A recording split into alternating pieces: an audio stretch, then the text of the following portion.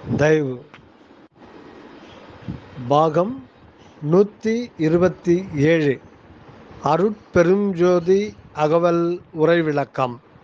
திருஅருட்பா 6ஆம் திருமுறை அருட்பெருஞ்சோதி அகவல் உரை விளக்கம். உரை விளக்கம் அருளியவர் தயாநிதி சுவாமி சரவணானந்தா, திண்டுக்கல். திருச்சிற்றம்பலம். அருட்பெரும் ஜோதி அருட்பெரும் ஜோதி தனிப்பெரும் கருணை அருட்பெரும் ஜோதி.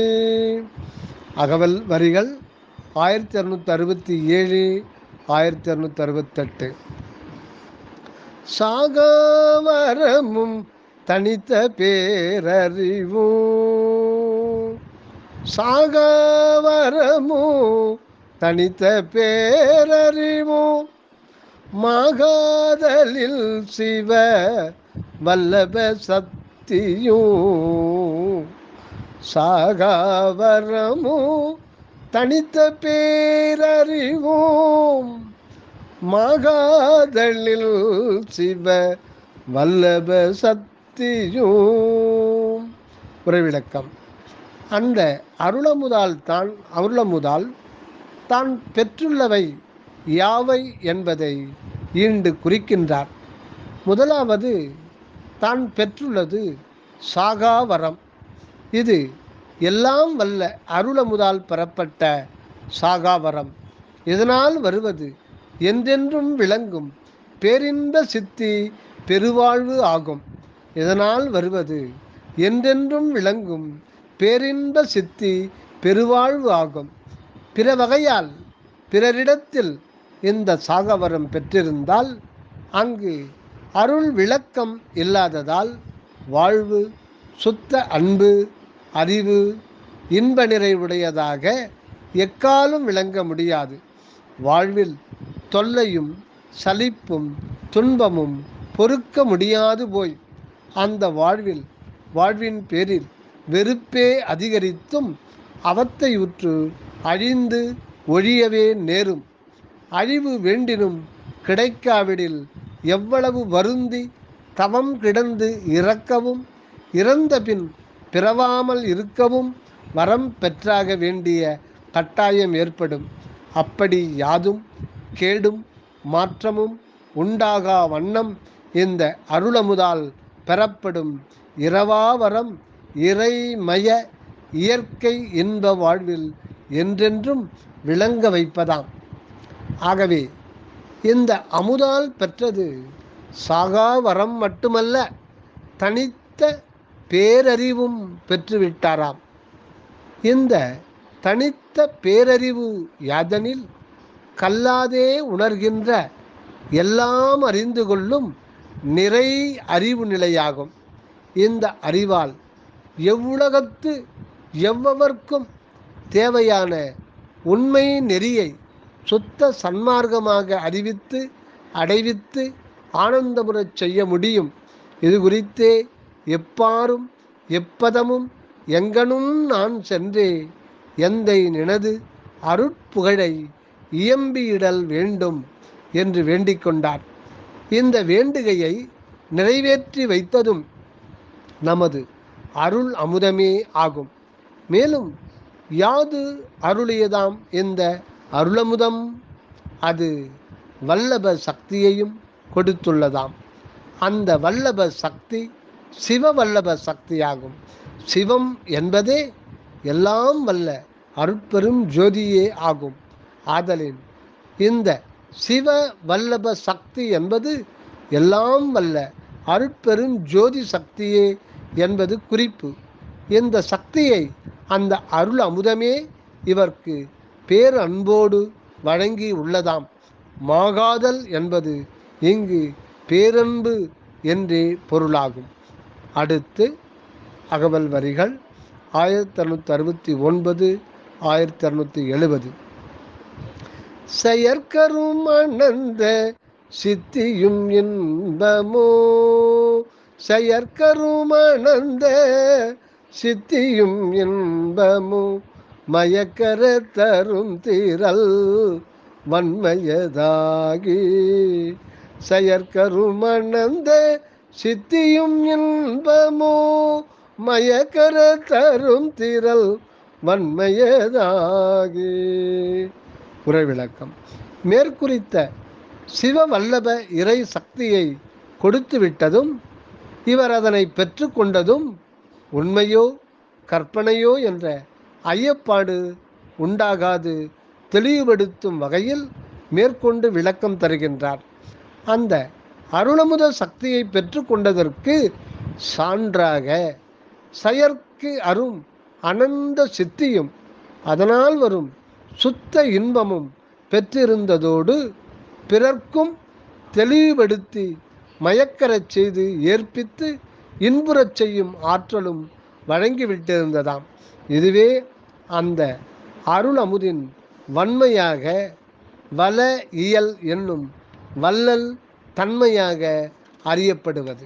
எனவே இவர் அந்த அருள் அமுதால் அருள் ஒளி உடம்பும் அனந்த சித்தி வல்லபமும் அகில உயிர்களையும் பக்குவப்படுத்தி இன்ப நிலைக்கு ஏற்றிவிடும் ஆற்றலும் பெற்றுவிட்டார் என்று அறியலாகும். இதனால் திரு அருட்பிரகாச வள்ளல் என்ற பெயருக்கும் உரியராகிவிட்டார் என அறிகின்றோம்.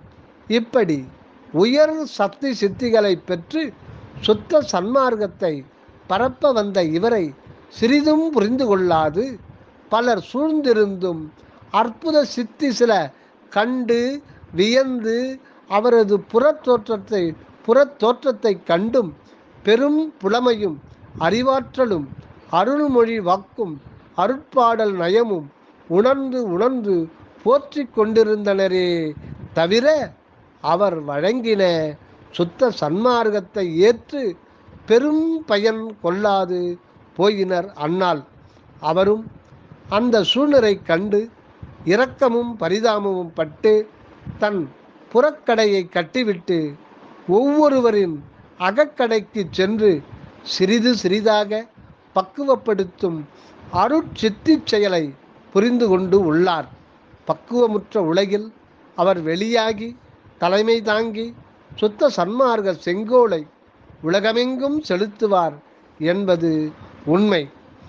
அடுத்து அகவல் வரிகள் 1671 1672. பூரண வடிவாய் பொங்கி மேல் ததும்பி ஆரண முடியுடன் ஆகம முடியோ பூரண வடிவாய் பொங்கி மேல் ததும்பி ஆரண முடியுடன் ஆகம முடியோ. உரைவிளக்கம்.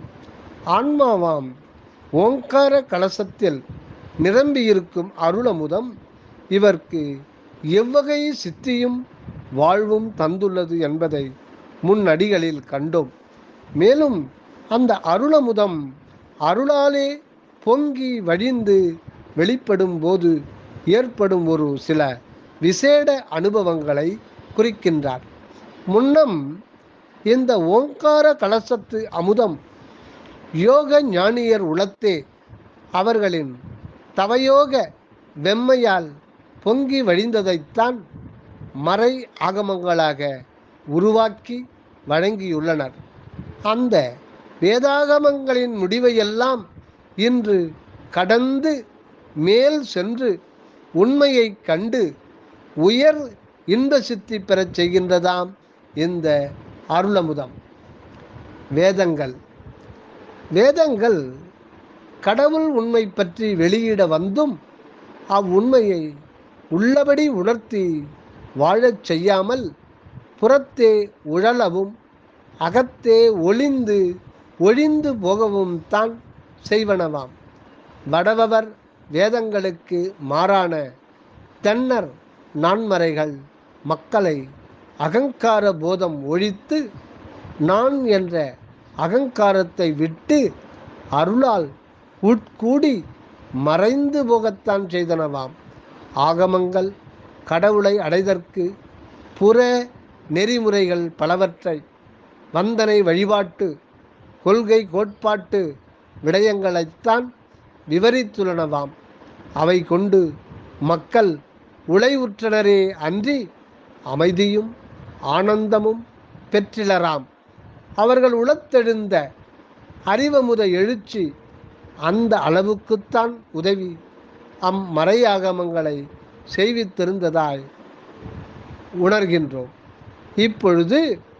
இப்பொழுது அருளால் பொங்கி எழுந்த மெய்யறிவுக்கு அந்த மறை ஆகமங்களுக்கு அதீதமான பதியின் பேரருள் உண்மையை வெளிப்படுத்துகின்றதாக அறிகின்றோம். அகமிருந்து அருளால் பொங்கி எழுந்த அமுதம் அனக நிறைவு வழங்கியதால் வேதாகமங்களின் முடிபொருளை நன்கு உணர்கின்றோம்.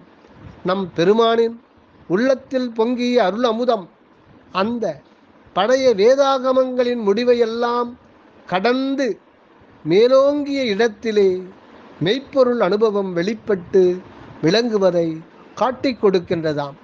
இக்கருத்தினைத்தான் அடுத்து வரும் இரு அடிகளில் குறிக்கின்றார். அடுத்து அகவல் வரிகள் 1273 1274.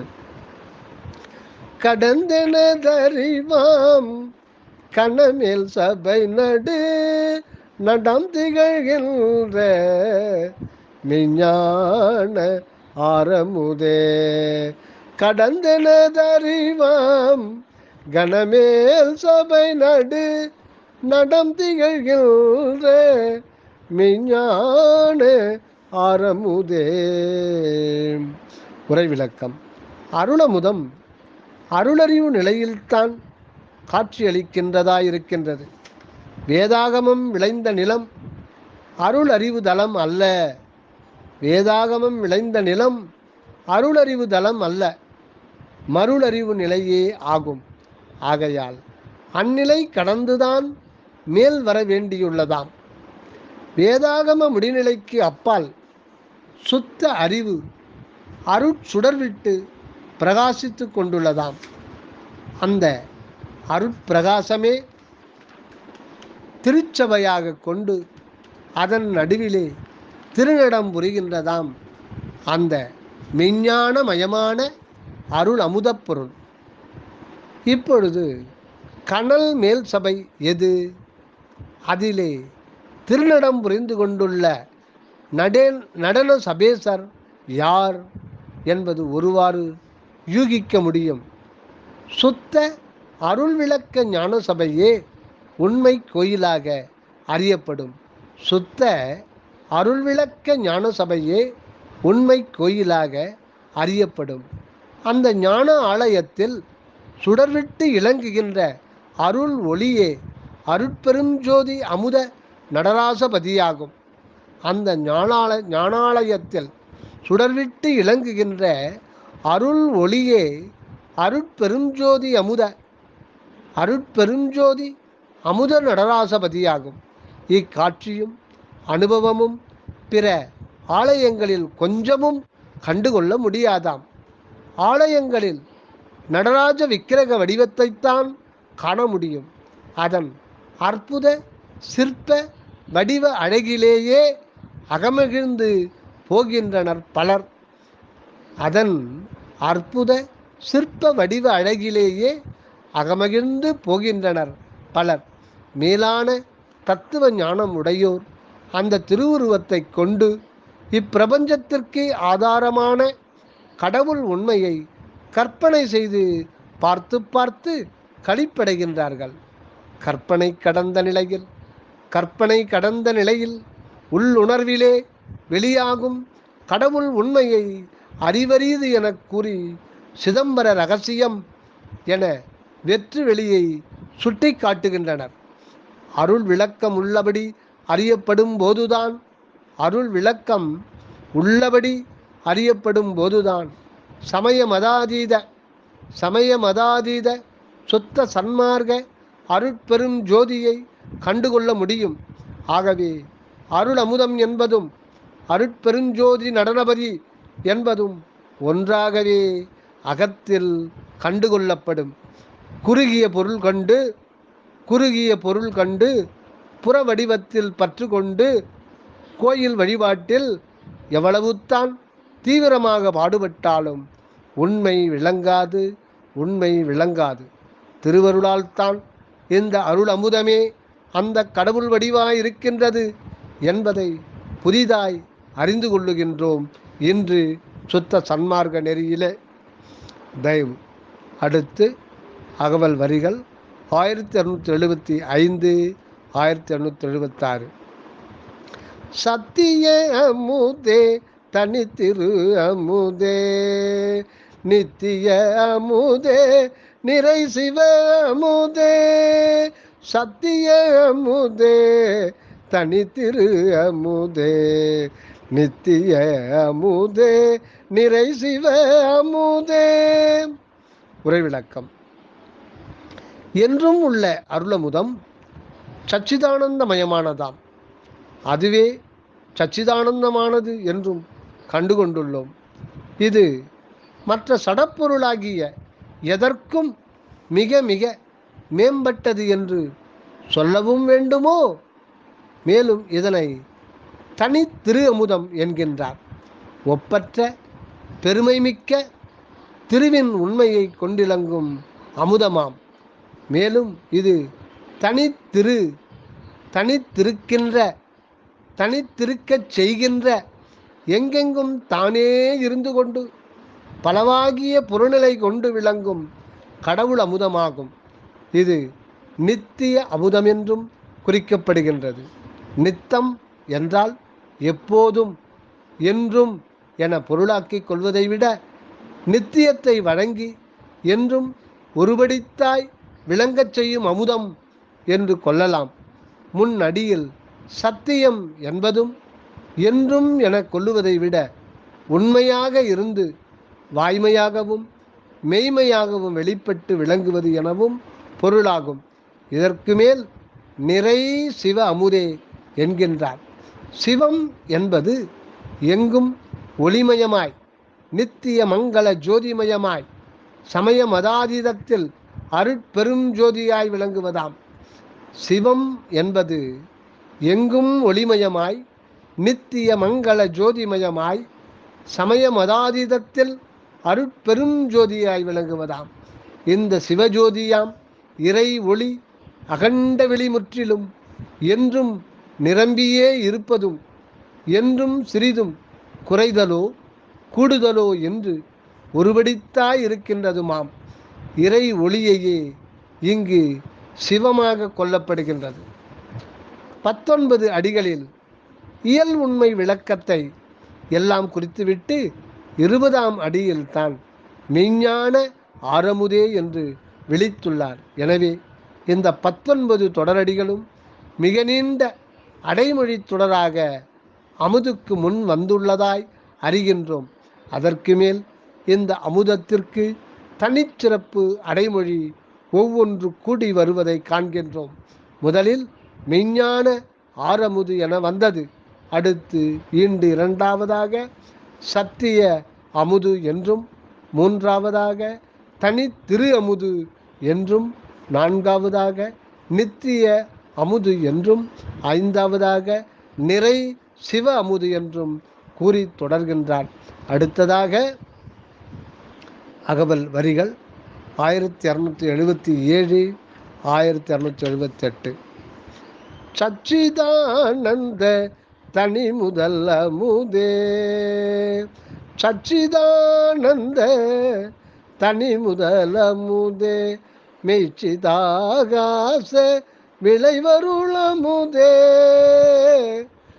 சச்சிதானந்த தனி முதல் அமுதே மெய்ச்சிதாகாச விளைவருள் அமுதே. உரைவிளக்கம். இங்கு அந்த அமுதம் 6ஆவதாக சச்சிதானந்த தனிமுதல் அமுதம் எனப்படுகின்றது. அந்த அமுதம் சச்சிதானந்தம் என்பதை எடுத்து சிறப்பித்து குறித்துள்ளார். தனிமுதல் என்ற குறிப்பால் மிக உயர்வுடைய சிறப்புத்தன்மையும் யாவற்றுக்கும் ஆதார முதலாய் ஆதியாய் இருக்கும் இயல்பையும் நன்கு தெளிவுபடுத்தியுள்ளார்.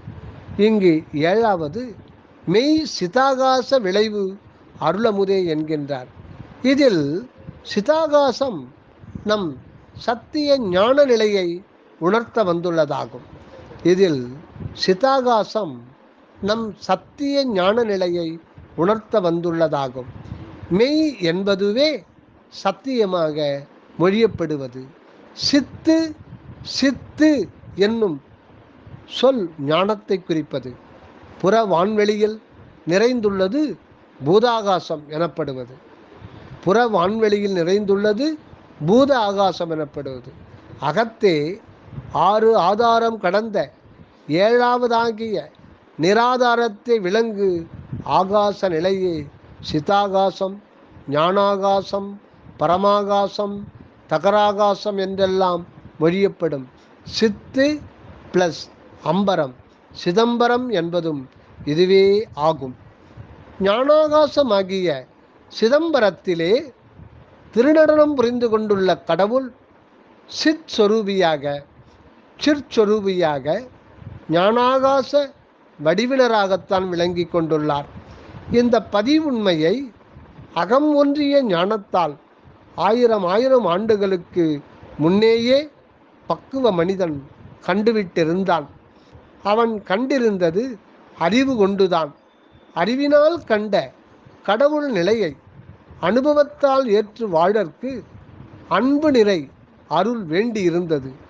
அந்த அன்பு கொஞ்சம் கொஞ்சமாக விளைய இத்தனை 1000 ஆண்டு காலம் தேவைப்பட்டது போலும். அது இப்போதுதான் பூரண வளர்ச்சியடைந்து அறிவு அருள் ஞானமாக விளைவு கொண்டுள்ளதால் அந்த கடவுள் அருள் அம்பலத்து அரசராக கண்டுகொள்ளப்பட்டுள்ளது. ஆதி சிதம்பர நிலையை பூர்வஞான சிதம்பரம் என்றும், இப்பொழுது அருட்பெருஞ்சோதியோடு தோன்றியுள்ள நிலையை உத்தர ஞான சிதம்பரம் என்றும் கொள்ளப்படுகின்றதாம். இதுதான் ஈண்டு மெய்ச்சிதாகாச விளைவு என குறிக்கப்பட்டது. இதுவே அருள் அமுதம் என்பதுமா. மேலும் இந்த அமுதை குறிக்க அடுத்த பதிவில் காண்போம். தயவு வந்தனம். அருட்பெருஞ்சோதி தனிப்பெரும் கருணை அருட்பெருஞ்சோதி. அகமிருந்து வருக அருளுடன் அனகமாக வாழ்க தயவுடன். உள்ளிருந்து வாழ்வதுவே உண்மை வாழ்வாகும். மற்ற புறமிருந்து புரிவதெல்லாம் பொய்ப்பிழைப்பே ஆகும். தயாநிதி சுவாமி சரவணானந்தா. தயவு.